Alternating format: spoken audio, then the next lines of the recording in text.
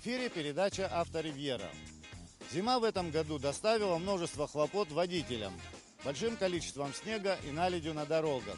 На побережье по всем признакам уже она заканчивается, но жители и гости Абхазии имеют уникальную возможность. Проехав всего около 20 километров от основного шоссе по дороге вдоль Рицинского заповедника к озеру Рица, они оказываются в плену снега.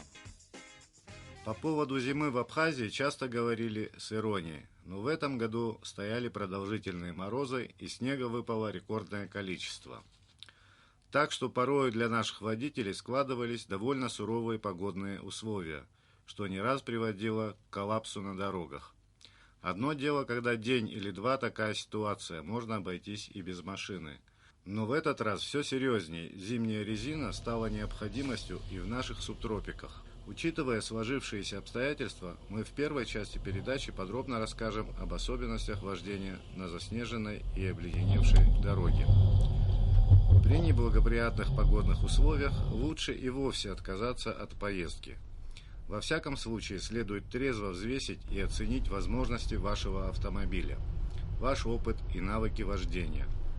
Вот несколько советов. Никаких резких движений рулем и педалями. Все делаем плавно. Никакой излишней самоуверенности. Дистанцию увеличиваем в разы, соизмеряя скорость со сложившимися дорожными условиями. В мороз, казалось бы, вы едете по сухой дороге, но неожиданно по пути может оказаться наледь или заснеженный островок. Важно научиться прогнозировать развитие событий на дороге и работать на опережение. Каждый должен знать возможности своей машины, на что она рассчитана, как она ведет себя при различных дорожных условиях. Поведение машины очень разное на скользкой дороге. Соответственно, манера вождения определяется исходя из того, какой установлен привод у вашего автомобиля. Если на переднеприводном входить в поворот следует прибавляя газ, то на заднеприводном это чревато заносом. Поэтому перед поворотом следует сбросить скорость и вести машину в натяг. На заднеприводном и торможение, и резкий газ приведет к сносу авто с дороги.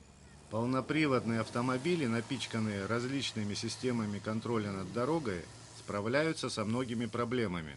Там, где переднеприводные и заднеприводные ушли бы в занос, полный привод держится уверенно. Но у полного привода момент наступления экстремальной ситуации наступает слишком резко, и выйти из него можно плавным нажатием газа и поворотом руля в сторону заноса. Система блокировки дифференциала хороша при преодолении труднопроходимых дорог на небольших скоростях. При быстрой езде на повороте увеличивается вероятность возникновения заноса. Какими бы системами контроля не был оборудован ваш автомобиль, каким бы приводом он не был оснащен, всем этим надо умело управлять. И еще, каким бы вездеходом ни была ваша машина, как бы хорошо она ни держала дорогу, при остановке это никак не отразится на ее тормозном пути. Тормозят все те же 4 колеса. На такой дороге важно, во что обута ваша машина. Резина должна быть зимняя с хорошим протектором. Шипованная резина лучше держит дорогу на гололеде. В труднопроходимых местах на колеса стоит надеть цепи. Есть и специальные гусеницы, которые ставятся вместо колес, и автомобиль в прямом смысле становится снегоходом. На скользких спусках важно не дать машине разогнаться, иначе никакие тормоза ее не остановят. Автомобиль будет вести себя как сани с горки. В данной ситуации востребована пониженная передача. Если ваш автомобиль оборудован этой опцией, он медленно, но надежно преодолеет скользкие склоны и предотвратит снос с дороги. То же самое и с боковым уклоном. При езде по таким дорогам лучше держаться подальше от края, особенно если за дорогой глубокий овраг или обрыв. Если вы едете по колее, следует удерживать машину в ее пределах, не дать колесам завязнуть в рыхлом грунте. Выбираться из него будет сложно. Придется раскачивать машину и вращать руль в разные стороны. Это порой срабатывает. Во всех перечисленных ситуациях, чтобы повысить проходимость и устойчивость вашего авто, следует стравить воздух в шинах до 1 атмосферы. Тем самым мы добиваемся лучшего очищения протектора и увеличиваем площадь сцепления с дорогой, что достаточно эффективно при преодолении рыхлых грунтов, будь то снег, песок или грязь. При таких погодных условиях советую держать в багажнике лопату, топор и трос. Они могут вам очень пригодиться. Наличие лебедки у внедорожника позволяет сдвинуть его с мертвой точки и продолжать свое движение дальше. Вот, пожалуй, мы обозначили все важные моменты на тему езды в зимний период.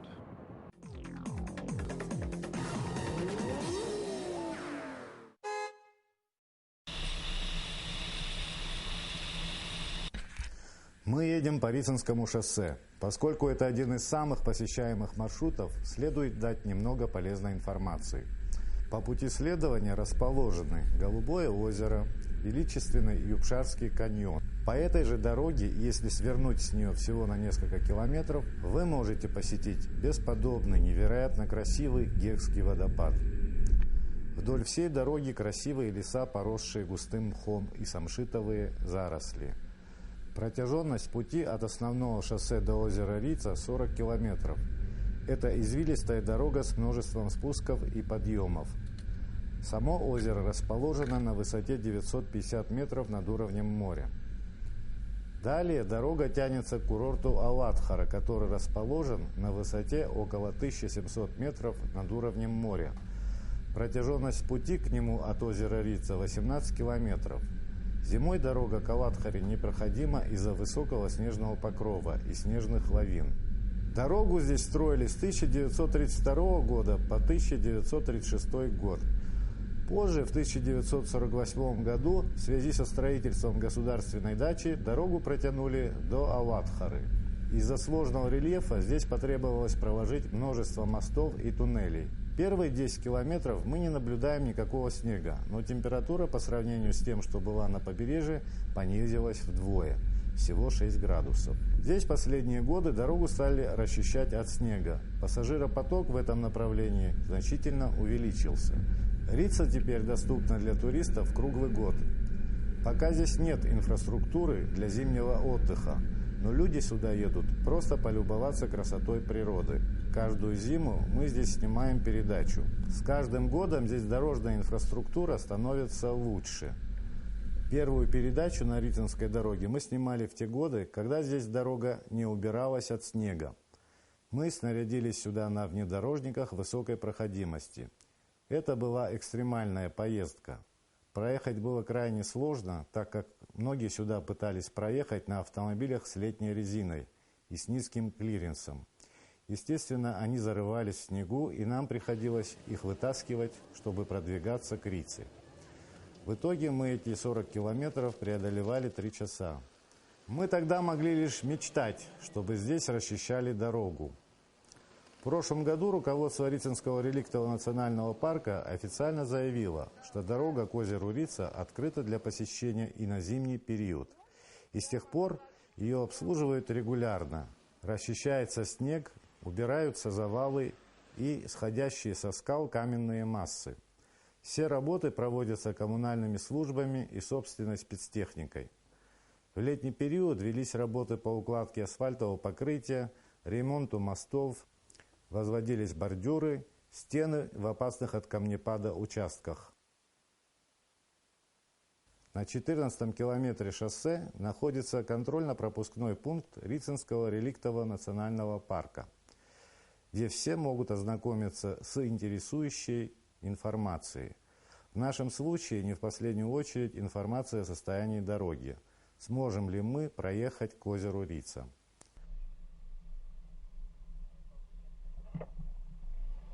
Адгур, как ты считаешь, учитывая заснеженность дороги, наша машина сможет добраться до озера Рица? Я думаю, сможет, потому что наша машина обута в зимнюю резину. У нас полный привод, колеса зимние. Мы хотим в целом оценить дорожные условия на дороге, идущей по Рицинскому заповеднику. Рицинский реликтовый заповедник в настоящее время и зимой открыт для туристов. Здесь периодически убирается снег с дороги, И, судя по всему, можно добраться до самого озера Рица. Вот и гололед. Эта машина уверенно проходит по гололеду. Ну, пока, видишь, дорога чистая. Дальше посмотрим. Ну, снега много. Да, снега много, услышишь, они Дорогу прошли, очищают да. периодически. Сейчас мы будем снимать, как они очищают дорогу.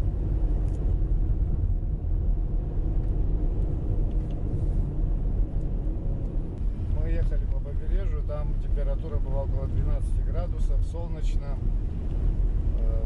Свернув с шоссе, мы проехали около 20 километров. Здесь настоящая зима. Лежит снег, на дороге гололед, температура около нуля. Дорожники, убирая снег, создали мощный щит с обеих сторон дороги. И здесь невозможно машине сойти с дороги в кювет или в обрыв. Вот и дорожники занимаются уборкой снега.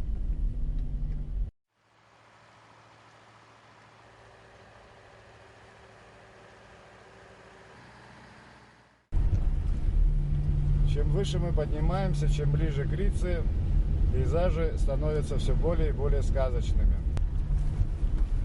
Ну вот в таких местах разъехаться невозможно. Это надо кому-то давать назад, доехать до какой-нибудь небольшой площадки, чтобы разъехаться.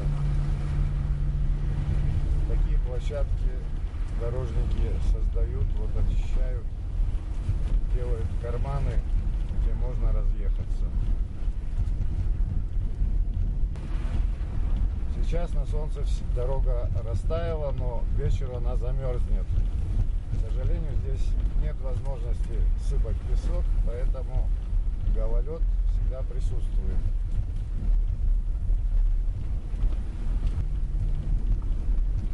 Здесь, по-моему, снег выше, чем наша машина.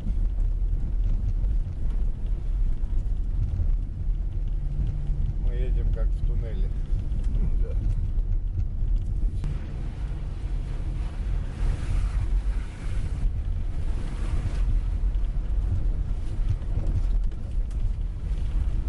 Нам сегодня повезло с погодой, яркая солнечная погода, и от этого пейзажи еще красивее. Вот мы и приехали к самому озеру. Правда, из-за снежных сугробов мы озеро пока еще не видим. Работники заповедника как раз вели здесь работу по очистке дороги и рассказали нам, как обслуживается дорога в зимний период.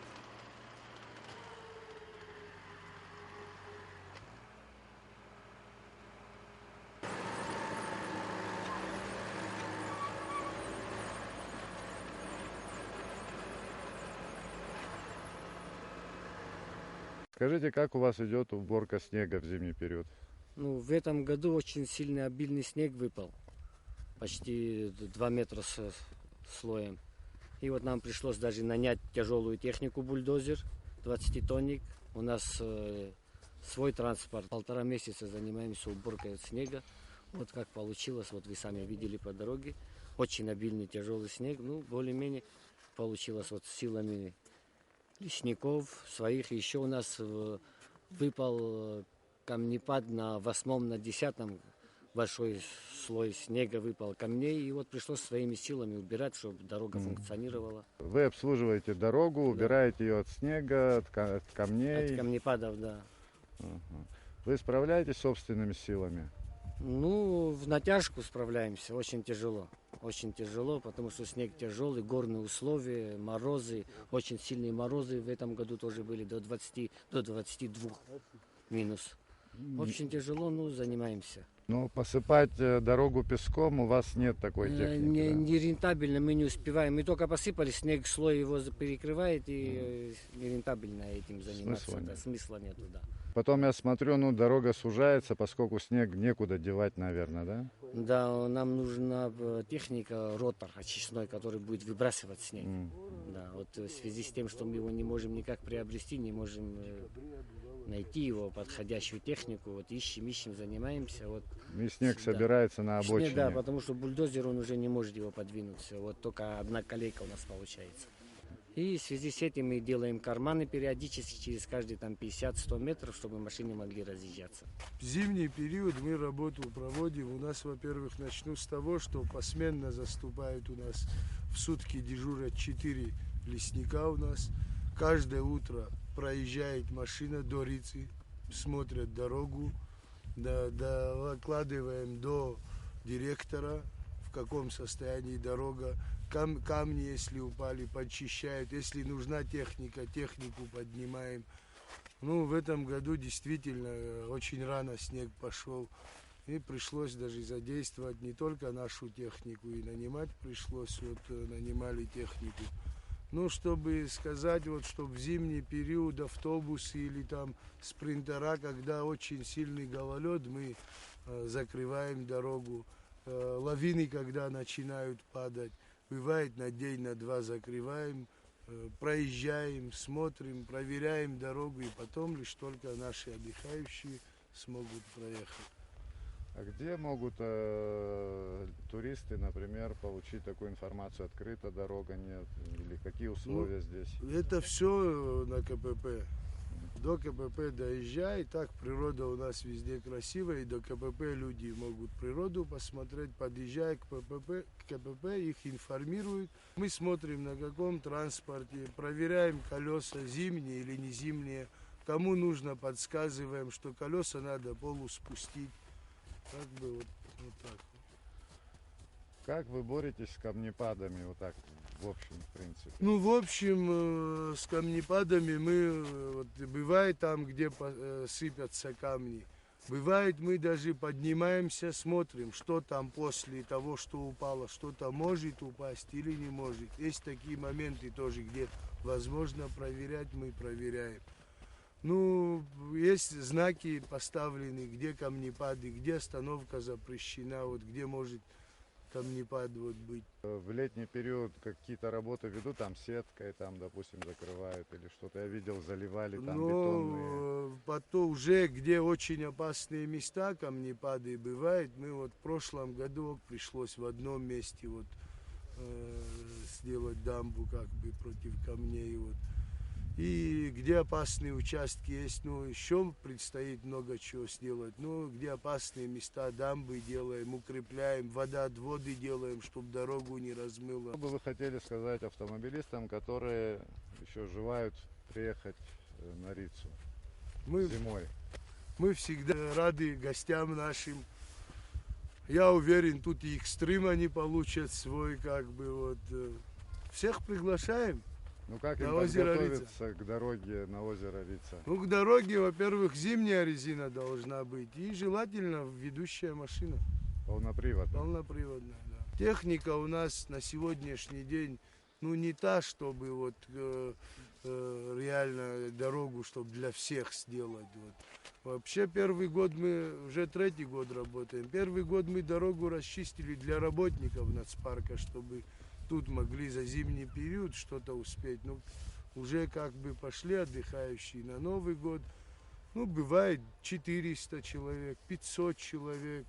Вот как бы 3-4 дня после Нового года были такие показатели. До 500-600 человек поднимались в день. И в эти дни усиленно работаем. Помимо всего, мы в месяц раз собираем, все работники собираются, лесничий состав, дороги убираем, деревья падают, вот как бы все вот это в месяц раз такую работу проводим, помимо сменных, наши местные ребята. Мы почти каждый год, вот наша передача поднимается на Рицу, снимаем дорогу и замечаем тоже, что все больше и больше людей стало ездить. Мы рады этому. Мы делаем все для народа, стараемся в первую очередь для наших граждан. Потому что мы живем в таком месте, где и снег, где море. Порой зима проходит, не видя снега. Как бы, и действительно, в зимний период мы хотим, чтобы наши граждане отдохнули на озере Рица, подышали хотя бы 2-3 часа этим воздухом. Особенно для детей очень полезно это. как бы стараемся вот до этого доводить. Конечно же, сюда невозможно проехать на автобусе, на спринтерах, на автомобилях с летней резиной. Но, в общем, дорожное полотно удовлетворительное. И ехать сюда можно. Передача «Авторивьера» прощается с вами. Желаем всем счастливого пути.